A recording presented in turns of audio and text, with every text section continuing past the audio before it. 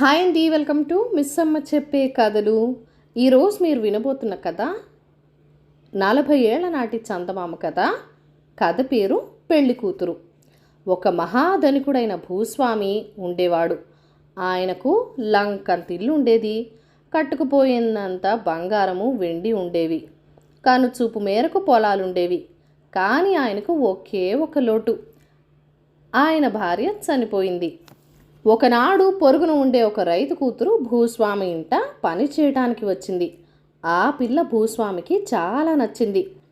పేద ఇంటి పిల్ల కదా, తాను అడగటమే వ్యవధిగా ఎగిరి గంతేసి తనను చేసుకుంటుందని అనుకున్నాడు. అందుచేత ఆయన ఆ పిల్లతో తాను మళ్ళీ మళ్ళీ పెళ్లాడదామనుకుంటున్నట్టుగా చెప్పాడు. అలాగా అండి అని పైకి ఆ పిల్ల తనలో, ఈ ముసలనక్కకి పెళ్ళి ఒక్కటే తక్కువైంది కావోలు అనుకున్నది. అవునే, నేను చేసుకుందామనుకుంటున్నాను అన్నాడు భూస్వామి. నేనా? నేనెందుకులండి అన్నదా పిల్ల తాపీగా. తన మాటకు ఎదురు చెప్పిందన్న భూస్వామికి రోషం వచ్చింది. కానీ ఆయన ఎంతో పట్టుదలగా అడిగితే ఆ పిల్ల అంత ఖచ్చితంగా ఆయనను నిరాకరించింది. పిల్లతో మాట్లాడి లాభం లేదనుకుని భూస్వామి పిల్ల తండ్రి అయిన రైతును పిలిపించి, నన్ను పెళ్ళాడటానికి నీ కూతుర్ని ఒప్పిస్తావా?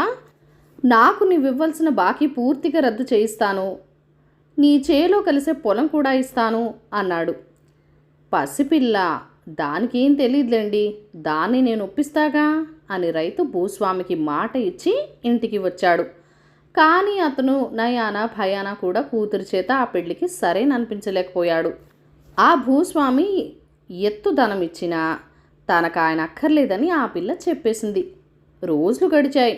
రైతు జవాబు కోసం ఆత్రంగా ఎదురు చూసే భూస్వామికి ఓర్పు సన్నగిల్లింది. ఆయన రైతును పిలిపించి, పిల్లను ఒప్పిస్తానని మాట ఇచ్చావు, ఎంతకాలం ఎదురు చూడమంటావు? వెంటనే తేల్చేయి అన్నాడు. రైతుకేమనాలో తోచక, నాదేం ఆలస్యం లేదు, మీరు పెళ్లి ప్రయత్నాలు కానివ్వండి అన్నాడు. పిల్ల ఒప్పుకున్నదా అని భూస్వామి అడిగాడు. అది ఒప్పుకునేదేమిటి, దాని ఇష్టమేముంది, ముహూర్తానికంతా ఏర్పాటు చేసి నాకు కబురు చేయండి. మీ ఇంటి పని ఉన్నదని దాన్ని పంపిస్తాను. మీరు చప్పున 3 ముళ్ళు వేసేయండి అన్నాడు రైతు. ఈ ఉపాయం భూస్వామికి అద్భుతంగా నచ్చింది. ఆయన పెళ్లి ఏర్పాట్లు చేయించాడు. పిలవలసిన వాళ్ళందరినీ ఆహ్వానించాడు. పురోహితుడి దగ్గర నుంచి అందరూ సిద్ధంగా ఉన్నారు. అప్పుడు భూస్వామి తన నౌకర్లలో ఒకరిని పిలిచి, ఒరేయ్, మన పొరుగున ఉండే రైతు ఇంటికి వెళ్ళి ఆయన ఏదో పంపిస్తానన్నాడు, దాన్ని వెంట పెట్టుకురా అన్నాడు. నౌకరు కుర్రాడు రైతు ఇంటికి పోయి, దండాలండి, తమరు మా దొరగారికి ఇంటికి ఏదో పంపిస్తానన్నారట, వెంటనే తీసుకురమ్మన్నారు అన్నాడు. అదిగో ఆ బీడిలో ఉన్నది, వెంట పెట్టుకెళ్ళు అన్నాడు రైతు. నౌకరు కుర్రాడు బీరుకు పరిగెత్తి వెళ్ళి అక్కడ పచ్చగడ్డి కోస్తున్న రైతు కూతుర్ని చూసి, మా దొరగారింటికి మీ నాన్నగారు ఏదో పంపిస్తానన్నారట, వెంట పెట్టుకుపోతాను అన్నాడు. ఆ పిల్ల ఓహో ఇదా ఎత్తు అనుకుని పైకి, మీ నల్ల గుర్ర పిల్ల కావోలు, అదిగో ఆ కంచె కవతల కట్టి ఉన్నది, తీసుకుపో అన్నది. నౌకరు కంచె ములుపు తిరిగి వెళ్ళి అక్కడ కట్టి ఉన్న నల్ల గుర్ర పిల్లను విప్పి దాని మీద ఎక్కి దౌడు తీయిస్తూ భూస్వామి ఇంటికి తిరిగి వచ్చాడు. వాణ్ణి చూడగానే భూస్వామి, తెచ్చావుట్రా అని అడిగారు. తెచ్చానండి, వాకిలి దగ్గర ఉన్నది అన్నాడు నౌకరు. అయితే మరి మేడ మీదకి తీసుకువెళ్ళు అన్నాడు భూస్వామి. మేడ మీదకా అండి, ఇది నా ఒక్కడి వల్ల అవుతుందా అండి అన్నాడు నౌకరు తెల్లబోయి. పెళ్లి కూతురు మొరాయిస్తున్నదని ఒకరికిద్దరు ఉండటం మేలని అనుకుని భూస్వామి, ఒరే, నీ ఒక్కడి వల్ల కాకపోతే ఎవరినన్నా తోడు తీసుకో, చప్పున పని కావాలి అన్నాడు. నౌకరు మరికొందరితో కలిసి గుర్రపిల్లను ముందు నుంచి లాగుతూ వెనక నుంచి తోస్తూ ఎలాగైతేనేం మెట్లెక్కించి మేడ మీద గదిలోకి చేర్చారు.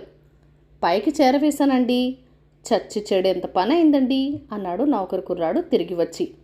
నీ శ్రమ ఉంచుకోలేరా, నువ్వు వెళ్ళి దాన్ని అలంకరించమని అక్కడ ఉన్న మన ఆడంగులతో చెప్పు అన్నాడు యజమాని. అదేమిటి దొరా అన్నాడు నౌకరు ఆశ్చర్యంతో. నువ్విప్పుడు మాట్లాడటం కంటే దానికి చీర అది కట్టి నగలు అవి పెట్టమను, దండ తాళిబొట్టు మరీ చేర్చు అన్నాడు భూస్వామి.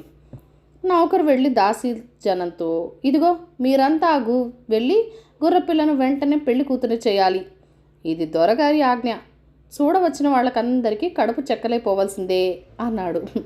దాసీలు వెళ్ళి గుర్రపిల్లకు చేయవలసినవన్నీ చేసి పెళ్లి కూతుర్ని చేశారు. నౌకరు కుర్రవాళ్ళు కిందకి వెళ్ళి తన యజమానితో, బాబుగారు అంతా సిద్ధం అని చెప్పాడు. భేష్, అయితే చూస్తారే, చప్పున దాన్ని కిందకి తీసుకురండి అన్నాడు భూస్వామి ఉత్సాహంగా. మెట్ల మీద టకటక పెద్ద చప్పుడైంది.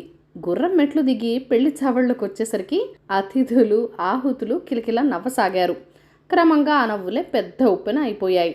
భూస్వామి రెండో పెళ్లి ప్రారంభం కాకముందే నవ్వుల పాలై పూర్తయిపోయింది. పెళ్లి చూడవచ్చిన వారంతా ఎవరి దారిన వాళ్ళు వెళ్ళిపోయారు. పాపం ఆ మానవుడు తిరిగి పెళ్లి మాట స్మరిస్తే ఒట్టు. కథ కంచికి మనం ఇంటికి. ఈ కథను లైక్ చేయండి, షేర్ చేయండి. మన ఛానల్ని ఫస్ట్ టైం చూస్తున్నట్లయితే కనుక సబ్స్క్రైబ్ చేసుకుని ప్లీజ్ మీ సపోర్ట్ ఇవ్వండి. మీ అమూల్యమైన ఫీడ్బ్యాక్ అండ్ సజెషన్స్ నాతో కామెంట్ సెక్షన్లో కూడా షేర్ చేసేయండి. Thank you for watching. Bye bye.